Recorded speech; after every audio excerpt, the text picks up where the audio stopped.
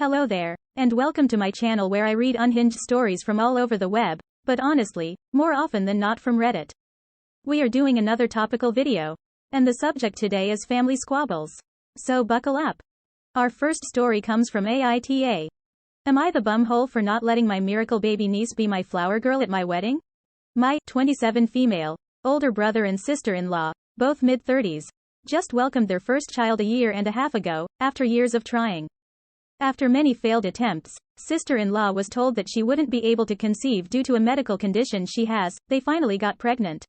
Since having my niece, the baby has been the center of attention at every family even we've had since she was born. Birthdays, weddings, family get-togethers, you name it. Now don't get me wrong, I love my niece, but it can get to be a little too much when my sister-in-law goes on and on about how long they tried to conceive, complications they've had, miscarriages they've had, etc. Like a little too much info. Many family members have commented on how it's a little bit excessive, but no one has said anything because they don't want to sound like a bumhole. Anyway, I'm getting married in the spring and my brother and sister-in-law approached me last weekend about having my niece be the flower girl. Now my fiancé, 35 male, has 2 children, 10 male and 6 female, from his previous marriage. His son is one of his groomsmen while his daughter had asked to be our flower girl when we told them the news that we were getting married a year ago, as it's something she always wanted to do, so of course we said yes. So I explained this to my sister-in-law when she asked me about my niece. She asked if my stepdaughter can just carry my niece with her. I said I don't think she'd be comfortable with that considering she's 6. She then asked why I can't give that role to my niece, and allow herself to carry my niece down as the flower girl. I said no because I already promised my stepdaughter. She then started going off about how my lack of effort to incorporate my niece is disgusting to her. I should honor her in some way since I know how long and hard they tried for my niece. Now I may sound like a bumhole for this, but I kind of got fed up and snapped and said, incorporate my niece how? By the time the wedding comes around she'll be 2 years old. The entire family already knows your story about how long and hard you guys tried for her. What more do you expect me to do to honor her? She started crying and said that clearly I don't love my one and only niece and I'm letting her down. I said of course I love my niece, and obviously she's going to be involved in pictures and stuff. But I'm not going to let my stepdaughter down by giving my niece a role she's too young to remember anyway. Well, now sister-in-law and my brother are pissed off with me for not letting my niece be flower girl, and are running around telling the rest of the family I don't love my niece. My mom had been trying to stay neutral but thinks my stepdaughter would understand if I explained to her I need to give that role to my niece. I'm firm in my decision though, and my fiancé is thankful that I didn't let his daughter down. Am I the bumhole for not allowing my niece to be the flower girl? Okay. I am going to try very hard not to go off here. But I really hate how adults can be so inconsiderate and careless with the emotions of children. Cognitively developed children. Why the double hockey sticks would anyone think a 6-year-old would understand that she is being replaced in her father's wedding by a baby? When OP's mother or sister-in-law say her stepdaughter would understand, what they actually mean is that they do not care how she feels or how it impacts her. It just makes me so angry. She is already grappling with the fact that her daddy is marrying someone who is not her mom, which can make a child feel confused and like they are being pushed aside. So, they now want OP to actually push her aside to have someone replace her. No. Just, no. Okay, I am going to stop here because this stuff really irks me and I can feel myself about to go on a rant. Okay. So, what do you guys think? Do you think OP is doing the right thing? Do you think she will cave? Or hold her ground? Next story comes from the same subreddit. Am I the a-hole for refusing to pay for my sister's husband's surgery with my inheritance college money? Context. My sister, female 27, and I, 18 female, lost our dad a year ago. He was my only parent. Mom was never in mine or my sister's life. Dad left money, inheritance, for me and sister, and she used her inheritance to get new cars and renovate her house. I live with my aunt right now cause my brother-in-law didn't let me stay with my sister. I'm planning on using my inheritance money to pay for college tuition. I've always wanted to be doctor but haven't decided which branch yet.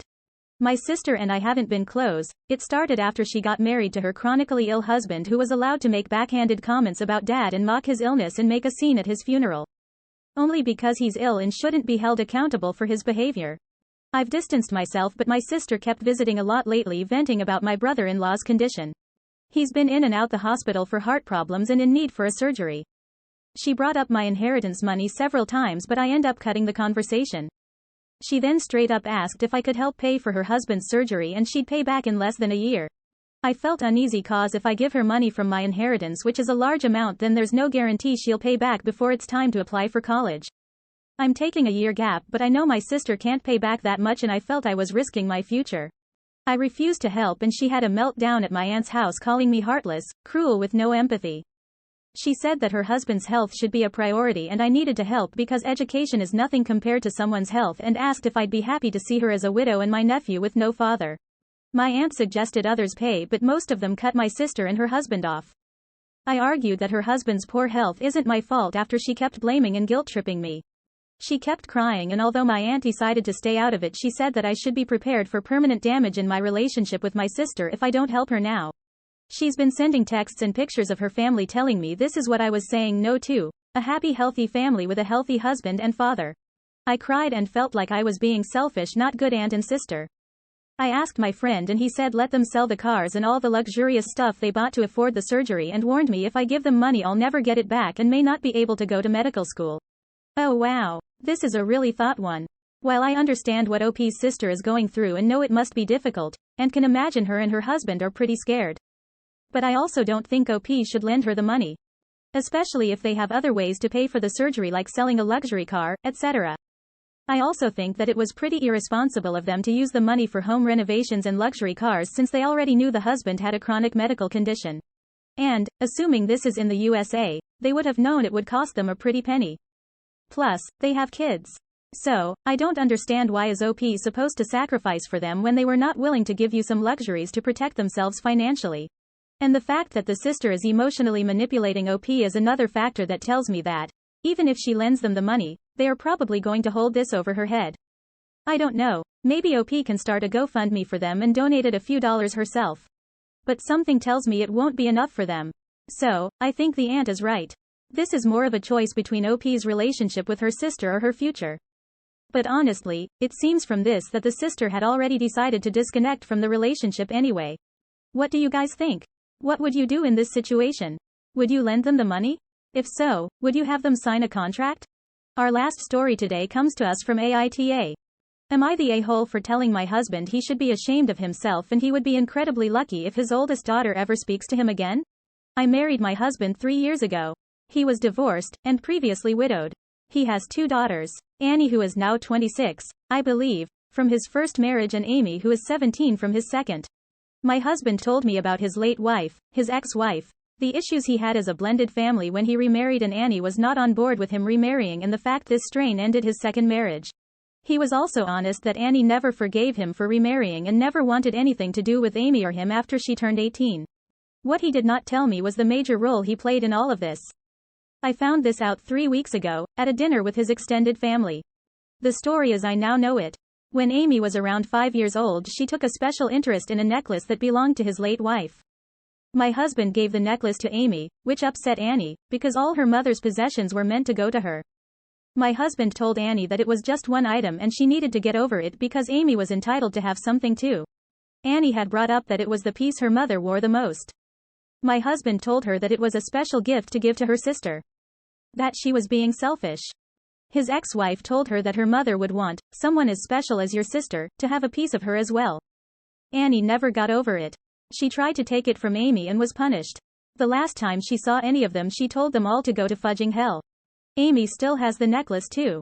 She has let it get into a bad way, and talks about it as if her dad bought it for her.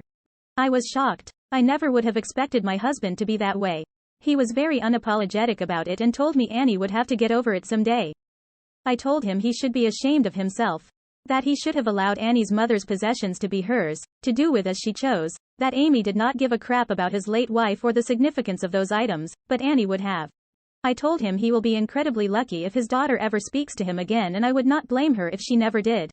He was furious I judged him. His family said I should take my husband's side over his daughter, who I don't even know, except for the nephew and niece who told the whole story, because they also think my husband did a messed up thing. Am I the bumhole? Well, maybe the words were a bit too harsh, but I agree with the sentiment. This sounds absolutely ridiculous. Why would any reasonably intelligent person think it is okay to give the necklace to a child unrelated and unknown to the deceased? That makes no sense.